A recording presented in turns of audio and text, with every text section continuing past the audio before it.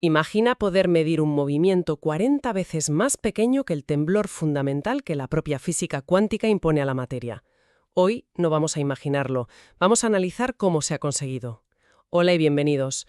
Hoy vamos a sumergirnos en un análisis que, la verdad, roza la ciencia ficción, explorando los límites absolutos de la medición. Tenemos sobre la mesa un estudio del Instituto Nacional de Estándares y Tecnología de Estados Unidos que detalla un método para detectar fuerzas y campos eléctricos de una debilidad casi inconcebible. Y para ello usan algo que suena increíble: cristales hechos de iones flotando en el vacío. Exacto. Pero lo fascinante aquí no es solo que midan algo diminuto. El objetivo de nuestra conversación es desgranar el cómo. Es que hay una mejora de un orden de magnitud, o sea, 10 veces más sensibilidad que antes. Y todo se debe a una técnica llamada detección coherente en fase. Vamos a ver qué significa eso, los desafíos de ingeniería casi imposibles que superaron y, sobre todo, para qué podría servir una precisión tan extraordinaria. Y es que la respuesta apunta a uno de los mayores misterios del universo: la materia oscura. Para empezar, la idea de usar un centenar de iones de berilio flotando en el vacío, perfectamente ordenados, en un cristal bidimensional, ya de por sí es alucinante. ¿Cómo es posible que algo tan delicado sirva para medir algo con una precisión tan brutal? Pues la clave es crear la jaula más perfecta y silenciosa imaginable. Usan lo que se llama una trampa de Penning. Es una combinación de dos fuerzas. Por un lado, un campo magnético brutalmente potente, piensa en algo miles de veces más fuerte que un imán de nevera, para que los iones no se escapen hacia los lados. Y por otro, campos eléctricos para que no se vayan ni para arriba ni para abajo. El resultado es un cristal de unos 100 iones flotando en el vacío, perfectamente quieto y aislado del mundo. Lo que miden no es el movimiento de un solo ion, sino el vaivén colectivo de todo el cristal, su centro de masas. Entiendo el control extremo, pero, a ver, ¿para qué tomarse tantas molestias? ¿Qué tipo de secreto cósmico esperan escuchar con un oído tan fino? Esa es la gran pregunta. A corto plazo, esta tecnología sirve para construir mejores relojes atómicos o sensores de campos magnéticos increíblemente precisos.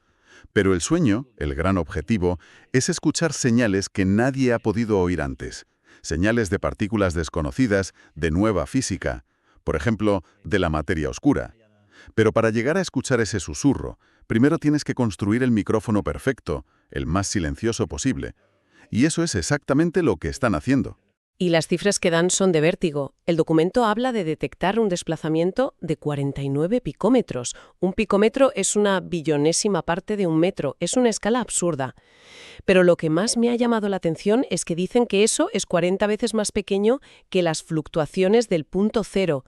¿Qué demonios significa eso? Ese es el titular, el punto que lo cambia todo.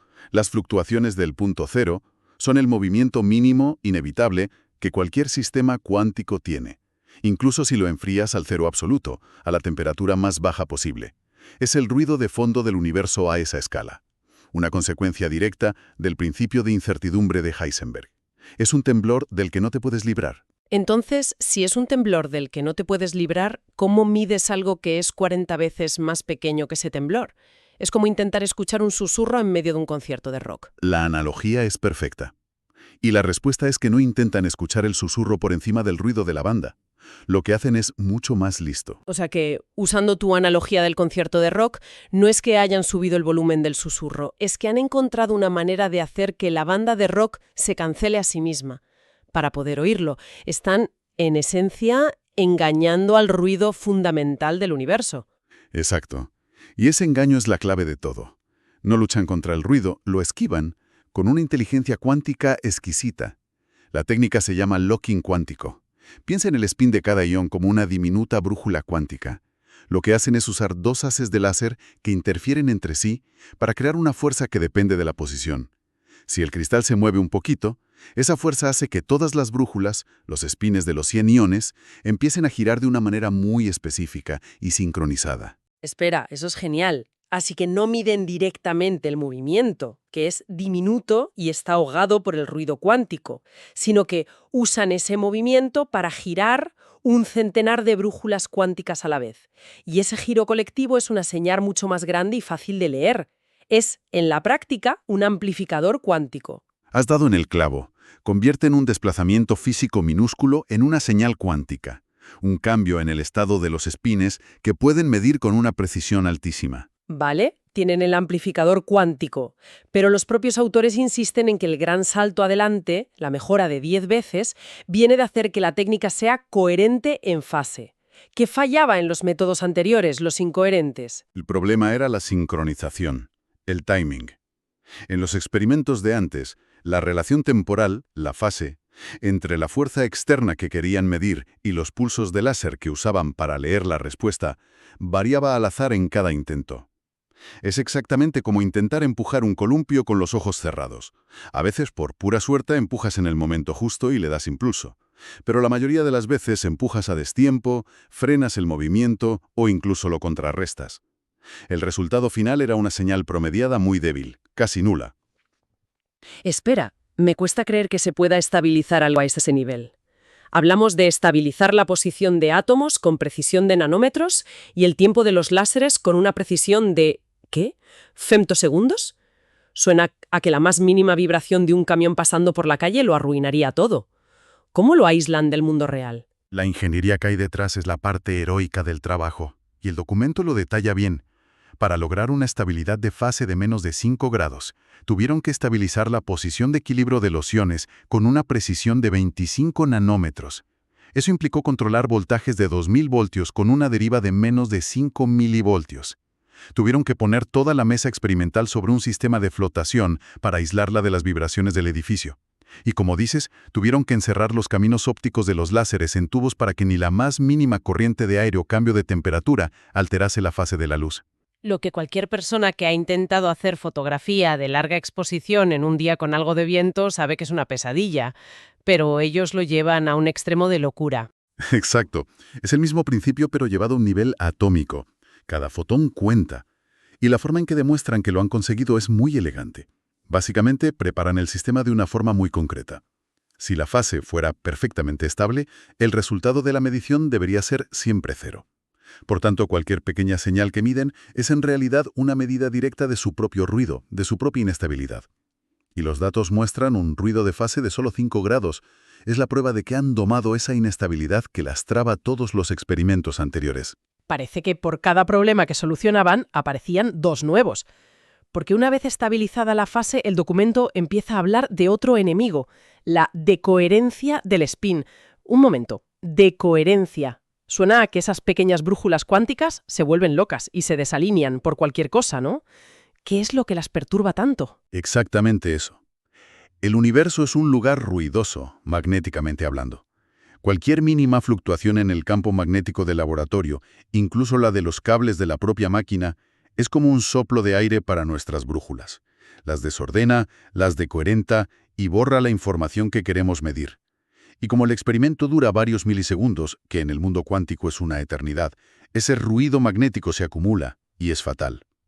¿Y cómo luchan contra eso? No puedes apagar el campo magnético del planeta. No puedes, pero puedes ser más listo que él.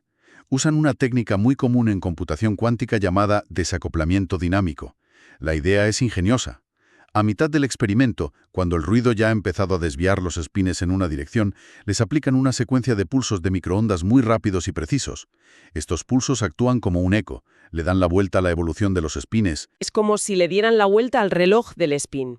El ruido que lo había adelantado durante la primera mitad, ahora lo atrasa en la misma medida durante la segunda, volviendo al punto de partida. Es una analogía fantástica, es justo eso. El efecto neto del ruido de baja frecuencia se cancela a sí mismo. Pero aquí viene la segunda genialidad. Se dieron cuenta de que sus propios láseres de medición introducían una pequeña señal parásita, un fondo que contaminaba los datos, y usaron esa misma secuencia de pulsos para matarla. ¿Cómo? Jugando con la fase de los láseres en cada mitad del experimento. Configuran los pulsos de tal manera que la interacción de fondo, esa señal parásita, se resta a sí misma y desaparece. Mientras tanto, la señal que sí les interesa, la del movimiento del cristal, se suma de forma coherente y se amplifica. Es un ejemplo perfecto de cómo usar el control cuántico no solo para medir, sino para limpiar tu propia medición en tiempo real. Vale, han estabilizado la fase, han silenciado el ruido magnético con esos ecos cuánticos y hasta han borrado el ruido que ellos mismos generaban. Lo han preparado todo. Ahora la pregunta del millón. ¿Funcionó? ¿Se notó esa mejora de 10 veces que buscaban o se quedó en teoría? Funcionó. ¿Y de qué manera? La gráfica final del estudio lo deja clarísimo, no hay lugar a dudas. Muestra la señal obtenida con el método antiguo, incoherente, que es una línea casi plana en el fondo, y la señal con el nuevo método coherente, que es una línea con una pendiente 10 veces mayor. La sensibilidad que alcanzan es de 8,4 picómetros por raíz de Hertz. Que son números que no nos dicen mucho.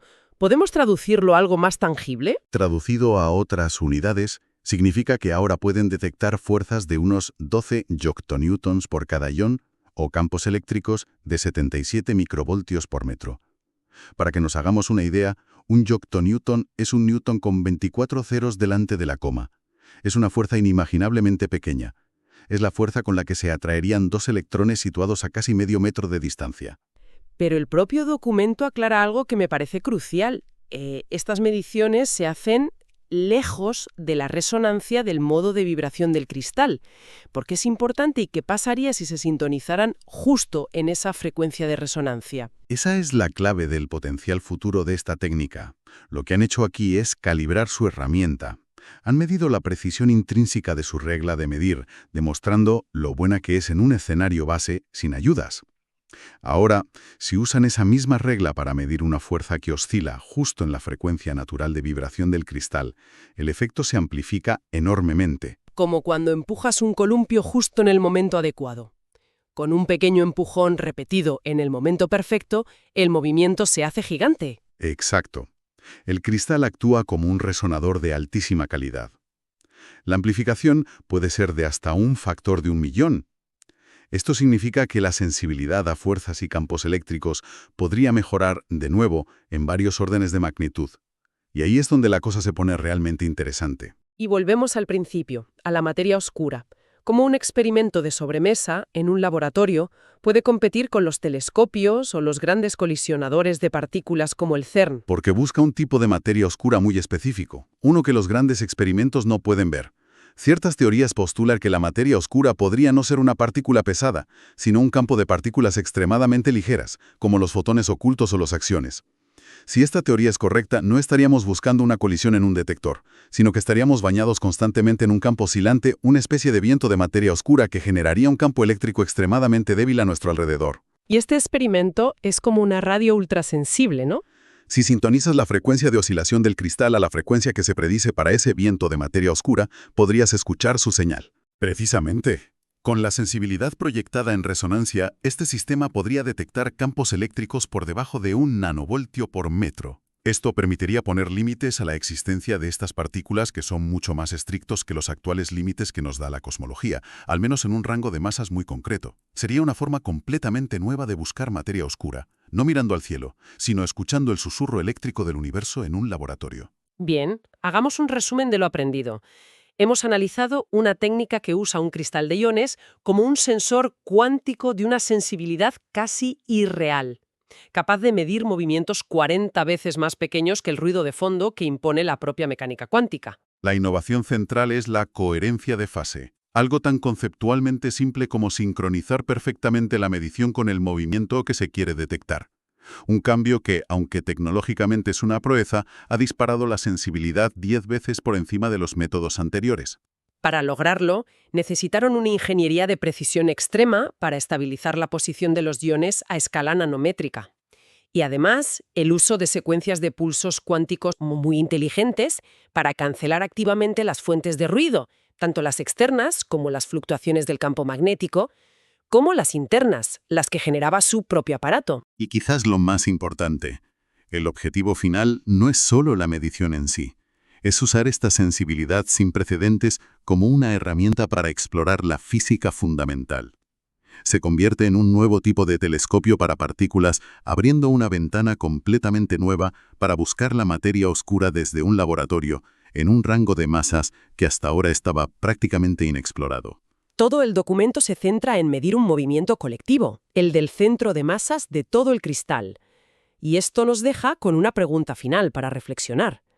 ¿Qué nueva información o qué nuevas capacidades se podrían desbloquear si se pudiera aplicar una sensibilidad similar no al cristal como un todo, sino para detectar el movimiento individual de un solo ion dentro de esa estructura cristalina? Sin duda, una pregunta que abre nuevas fronteras. Permitiría estudiar las interacciones entre los iones y las vibraciones a un nivel mucho más fundamental. Gracias por acompañarnos en este análisis en profundidad. Hasta la próxima.